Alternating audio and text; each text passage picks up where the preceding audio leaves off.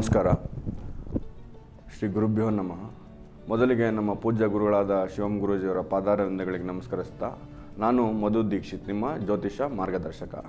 ಈ ದಿನ ನಾವು ಚರ್ಚೆ ಮಾಡ್ತಕ್ಕಂಥ ವಿಷಯ ಏನು ಅಂತಂದರೆ, ಎಲ್ಲರಿಗೂ ಒಂದು ಮನೆ ಕಟ್ಟಬೇಕು ಅನ್ನೋ ಒಂದು ಆಸೆ ಇರುತ್ತೆ. ಈ ಮನೆ ಕಟ್ಟಬೇಕು ಅಂತ ಆಸೆ ಇದ್ದರೆ ಸಾಕಾಗುತ್ತಾ?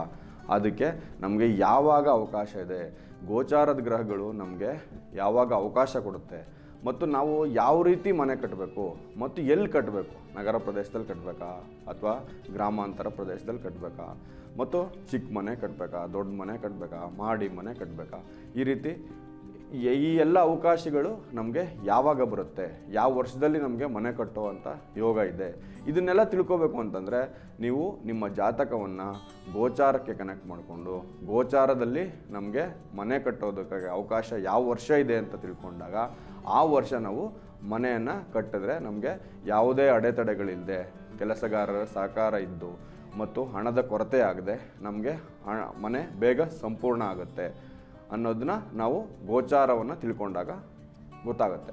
ಅದೇ ರೀತಿ ನಿಮಗೆ ಮನೆ ಕಟ್ಟಬೇಕು ಅನ್ನೋ ಒಂದು ಆಸೆ ಇದ್ದರೆ ಅದನ್ನು ಯಾವ ರೀತಿ ಕಟ್ಟಬೇಕು, ಯಾವ ವರ್ಷ ಕಟ್ಟಬೇಕು ಮತ್ತು ಯಾವ ಆಯದಲ್ಲಿ ಕಟ್ಟಬೇಕು. ಆಯ ಯಾಕೆ ಇಂಪಾರ್ಟೆಂಟ್ ಆಗುತ್ತೆ ಅಂತಂದರೆ, ನೀವು ಆಯ ನೋಡಿದಾಗ ನಿಮ್ಮ ಮನೆಯಲ್ಲಿ ಅದರದ್ದು ಆಯಸ್ಸು ಮತ್ತು ಅಭಿವೃದ್ಧಿ ಮತ್ತು ಎಷ್ಟು ನಿಮ್ಮ ಮಕ್ಕಳಿಗೆ ವಿದ್ಯಾಭ್ಯಾಸ ಇರ್ಬೋದು, ತಂದೆ ತಾಯಿ ಆರೋಗ್ಯ ಇರ್ಬೋದು, ಈ ಎಲ್ಲ ವಿಚಾರಗಳು ಕೂಡ ನಾವು ಆಯದಿಂದ ನಿರ್ಣಯ ಆಗುತ್ತೆ. ಹಾಗಾಗಿ ಈ ಎಲ್ಲ ವಿಚಾರಗಳನ್ನ ನೀವು ತಿಳ್ಕೊಬೇಕು ಅಂತಂದರೆ ನಮ್ಮ ಅನ್ವೇಷಣಾ ಜ್ಯೋತಿಷ್ಯಾಲಯವನ್ನು ಸಂಪರ್ಕಿಸಿ ಅಥವಾ ಈ ಕೆಳಗಿನ ದೂರವಾಣಿ ಸಂಖ್ಯೆಗೆ ಕರೆ ಮಾಡಿ ನಿಮ್ಮ ಜಾತಕವನ್ನು ಪರಿಶೀಲಿಸಿಕೊಂಡು ನಿಮ್ಮ ಸ್ವಂತ ಮನೆಯ ಯೋಗವನ್ನು ನೀವು ಪಡೆದುಕೊಳ್ಳಿ ಅಂತ ಹೇಳ್ತಾ ಈ ವಿಡಿಯೋವನ್ನು ಮುಗಿಸ್ತಾ ಇದ್ದೀವಿ. ಮುಂದಿನ ವಿಡಿಯೋದಲ್ಲಿ ಮತ್ತೆ ಭೇಟಿ ಹೋಗೋಣ. ನಮಸ್ಕಾರ.